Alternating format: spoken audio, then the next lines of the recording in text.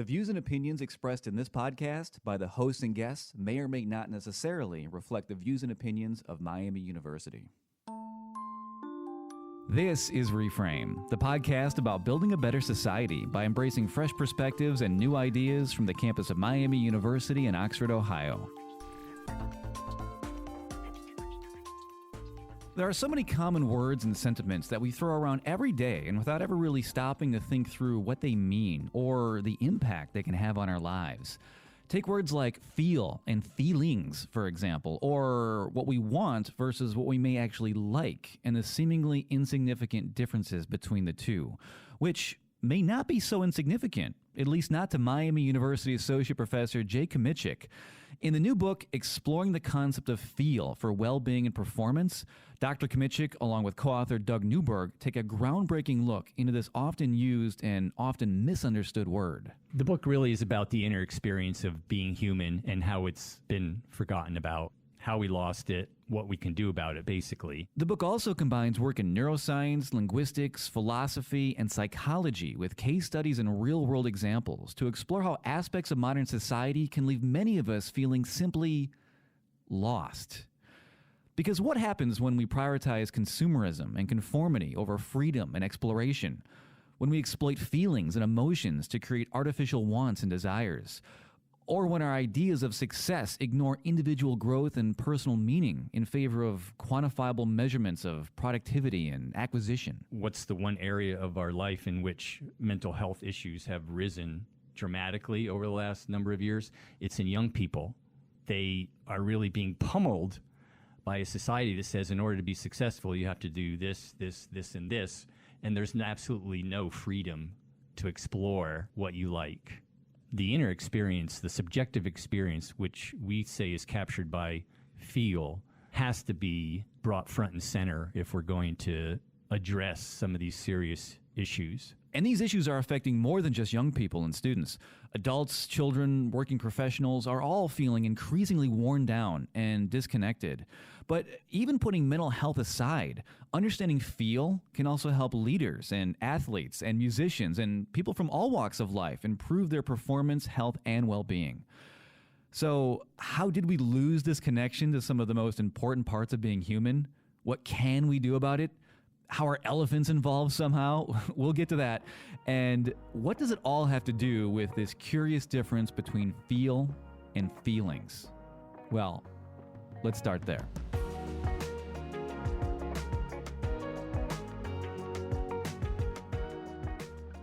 Feel really is the experience. So everything else is second order reality. Thoughts, feelings, those are images of experience, but feel is the experience. So feelings is really just the feelings you have about something. So for like with basketball, let's say, I can have feelings about playing basketball, like my coach stinks, or I like my coach, or I like my teammates, or whatever. I mean, those are feelings about something, but feel is the experience with playing basketball. And you need freedom to develop that feel because it takes trial and error. It takes experimentation. It takes like Steph Curry. I mean, for him to become a great three-point shooter, best shooter in the history of the NBA, he talks about how he just messes around and shoots half-court shots. And it's the feel of that shot that has helped him rise to being the best ever. And that's just sport is one example, but there's examples of in medicine and other areas. But this feelings and feel distinction is that we have a lot of people walking around that are being guided by their feelings about stuff rather than actually having the real experience of feel. Yeah, sports are a great example, but I think a lot of people who aren't athletes or don't play sports would probably recognize this in their own lives in lots of ways too, I think. And the example that you bring up early in the book that I like was your co-author driving with his mother in the car, right? Where he was anxious about worrying her, driving, maybe she's getting older, maybe not as proficient as it used to be, and he's starting to work himself up into a frenzy. But then he has to stop and catch himself and realize, no, these are just my feelings. It's not the actual experience. If I stop and think about the actual experience, the feel of the drive, everything is just fine. Yeah, and his mom saying, Dougie, I'm a very good driver. Mm-hmm. This happens all over the case in education, where if students are continually told that to be successful, you have to do this, this, and this, they have all these feelings about education, but they have no feel for the actual, what does it feel like to really learn something, because they're always worried about what they have to do in order to get to this point, which they've been told by parents and whoever, right, that this is what you need to do. So that's full of feelings, but the feel of actually experiencing, well, how would I know that I might like physical therapy? How do I know that I might like being a physician assistant or a nutritionist or whatever? Like, that takes a lot of immersion in the experience. So there's a huge difference between feelings and feel. And right now, we have a culture that's full of feelings. If you don't have a deep kind of feel of your own experience, you're at the whim and mercy of feelings all the time. So in the end, who we are is based on really how we feel things and how we live. If we're not good at who we are, then there's going to be a huge gap between who we are and how we live. Instead of them being synchronous, like I experience my authentic self and then I go out and live in that way. But if you have really no notion of who you are because you haven't really developed your own skill of feel, then how you end up living is going to be really determined by other entities. So it's almost like we've emphasized or prioritized feelings so much that they've completely taken over. Not that feelings are bad, it's just that they've driven us for so long that we've almost forgotten that there's another way to live. I would say on the money with that, yes.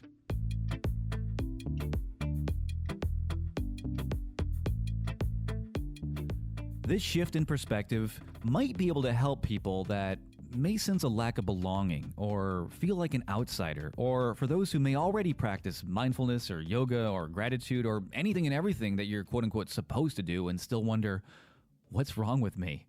For many of us, this may in part stem from a lack of feel, which can lead to an underdeveloped ability to distinguish between the things we may want in life versus the things we may actually like about life. And this is another important distinction between two seemingly related yet deceptively different concepts. These words, want and feel and like, they're very small words, but they are some of the most complex words that you'll ever run across.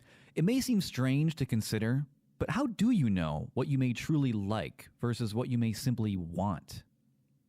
Is it because you've experienced the freedom to explore, to wonder and to wander on your own, to discover what you may innately like or even love? Have those passions blossomed organically through a journey of personal self-discovery? Or have various social mechanisms and established conventions like cultural expectations or decades of clever advertising just convinced you that you should want to acquire certain items or achieve certain goals or to like certain things? For all its advancements and benefits, modern society still presents plenty of equally problematic challenges, especially to our mental health and well-being. For one, it's led to the rise of a powerful and omnipresent marketing society that can easily prey on our feelings to create artificial wants and desires that can conjure up unrealistic standards or fears of being judged by others or even idealistic illusions of what happiness or achievement are supposed to mean. And if you've never developed the ability to feel, which can help you distinguish between what you want versus what you may actually like, if that feel is minimized, then we have no defense. The marketing society is based on taking advantage of our thoughts and feelings. So do we lose feel? Like we used to have it and then we lost it, and now maybe we're now slowly recognizing the absence of it? Or is this somehow like an entirely new phenomena? We started to get a culture in society that focused on wanting things. In that process, so what we just talked about in terms of feelings, in that process, feel was relegated to the back seat. And there was more of this splitting up between who we are and how we live. And now, unless we do some things, it's going to keep going. So some of the issues that people are dealing with in our society at the moment, relating to mental health, physical health, unless we can bring that back together, those issues are going to continue to escalate in various ways and shapes and forms. So to answer your question, as humans, we had feel, we have it, and then we created a culture that seems to go against the very essence of the experience of being human. It's a really challenging issue. Many people have written about, marketing society and consumer culture and have observed it in some way, but what I don't think they're really looking at close enough is the inner experience is being stifled by the marketing society. So when students come to my classes, they're like, oh, I'm majoring in this because, well, my parents said do this and, I want to make money, and then they wonder why they're feeling a certain way or feeling out of sorts. So the marketing society has restricted us by telling us that what we tell you what you want is really the most important thing, and they really don't care about what we like. In fact, they don't really want us to become good at liking, because if they can get us on the want, they'll just keep coming up with more and more things to convince us of what we want, and so we'll keep buying stuff. There's a lot of good parts to that, but it's really at the detriment of being able to discover your expressive self or your authentic self unless you can feel. It's almost like we've been told for so long, and I don't even mean like in our own lives, it's like generationally speaking, of what we should want, that we've almost replaced that in our own brain and started believing that that is what we actually want, but we've really just been told that we want that, and that's how we've lost the distinction between what we actually like. As you can see, this can get pretty complex. Yeah, and it seems to perfectly represent a lot of the modern challenges we see with social media, right? These unrealistic or idealized versions or snapshots of people's lives. They say social media is people's demo reel. You're comparing their demo reel to your day-to-day existence, and we just feel like my life doesn't compare to theirs. How come I'm not on these wonderful vacations or have these happy relationships? And it leads us down this rabbit hole of feeling less than or not doing it right somehow.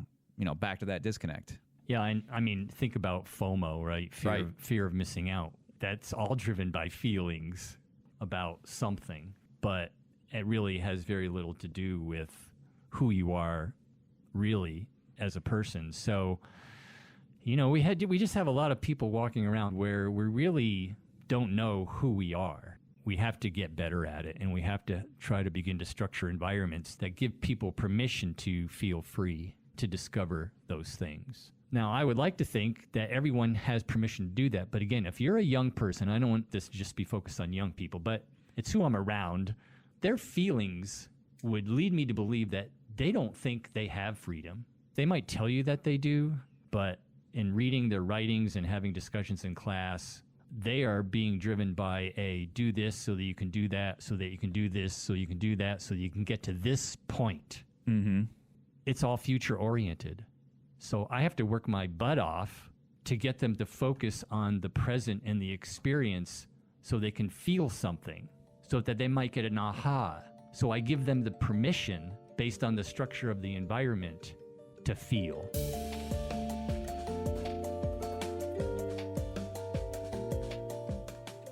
Ultimately, Kimiecik and Newberg say our survival and our thrival, both personally and collectively, may depend on our ability to understand these distinctions between want and like, and why feelings may be overpowering our feel.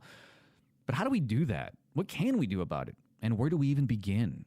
In the book, the authors do present many examples and case studies and stories, both metaphorical and biographical, from authors and athletes and more, who have found success by approaching life in this way. But for now, one example can be found in the elephant metaphor. There are actually a surprising amount of research-backed similarities between humans and elephants. Elephants, for example, are highly intelligent and social, with at least some degree of self-awareness. And to the best of our understanding, at least, elephants also possess an ability to feel deeply. They play, they bond, they seek social status, they even grieve the death of one another. So all of these factors, in addition to, of course, just their sheer size and mass, make the experience of riding an elephant much different than, say, riding a horse or a camel. It's complete folly to simply try and overpower an elephant through sheer strength or force of will. And just letting an elephant roam freely will be unproductive and maybe even dangerous. Instead, both the rider and the elephant must find a feel for the flow of movement to guide and influence the way forward. There needs to be balance between the rider and the elephant, between feelings and feel. As humans, we are designed to be both kind of rider and elephant. So feel and feelings are designed to be together. We have feelings for a reason. We have emotions for a reason. We have feel for a reason. And if you were just guided by feel all the time, you would probably be impulsive or you would be all over the place. And if you're just guided by feelings, you're just always going to be anxious or nervous or stressed or whatever about what might happen or what occurred in the past. And you can never really bring it together. So where do we go from here? Do you have any actionable steps for anyone who may want to get started right away? Just saying, like, what do I do? What can I do? If you feel like you're out of sorts, if you feel like I've done what I was supposed to do, it doesn't feel how I thought it would, and I don't know what to do about it, that means you should explore a little bit more of feel in your life. So when do I feel free? You could start with that. When do I feel free? What do I like, and how do I know it? How do I want to feel today instead of waking up saying, what do I have to do today? Now, again, that might seem like a simple thing, but if you try it, which I have, it kind of changes your orientation as you get going in the course of your day. So in the course of their day, are there moments where you feel like, oh, this does seem kind of nice. This does seem like a rhythm. Pay attention to that. That's giving you clues about how you might want to feel.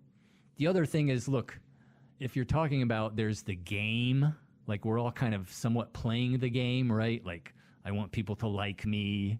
I want to do well. I want to be successful. I'm not against that. But within that, how can you play your own game? That's feel driven. So we sometimes call that play the game with no name. Like it doesn't have a name until you experience it, right? So there may be ways that even within kind of more of a marketing society, that there certainly are people who have figured out how to have a fulfilling kind of feel-led life. So, you know, if you're stuck, step off the path that significant others have told you that you should be on. And if you're feeling kind of anxious or blasé about that, step off the path. Sometimes, and this may be harsh, not for everyone, but sometimes in life you just got to let go. If you're hanging on to stuff, and metaphorically, like if you're hanging on to these feelings and they're just really not getting you where you want to go, and I know I'm sounding self-helpish now, but just let go. For many people, it's just a matter of letting go. It makes me think of how we're so often the architects of our own prisons, right? And you mentioned college students a lot just because of the nature of your role as a university professor, but it's so applicable to everyone. I can think of so many friends, family members, just people I know who are always striving for that next thing, right? Whether it's a material possession or the next promotion to get to the next job, to get to the next level because the neighbors have it or society says you should or whatever, and on and on and on. And they're imprisoned on that same path as well. I remember, I know it sticks in my head, a student in one of my classes wrote something where it said, we're just waiting to be happy. That one really got me. I mean, you're waiting to be happy. So think about what your point is that, do you think that's going to end in college? No. And again, there are a number of people who have written about these kinds of things, obviously, but I don't think they've really appreciated the power of ignoring feel in all of that. So to conclude, feel is the experience. Everything else is about the experience. That's the challenge facing us, and that's why exploring the concept of feel for well-being and performance was written. Jay Kimiecik is an associate professor of kinesiology at Miami University, and he, along with Doug Newberg, are the authors of the new book, Exploring the Concept of Feel for Well-Being and Performance, which is available now. And this is the Reframe Podcast. Thank you so much for listening. Many more episodes are available right now wherever podcasts are found.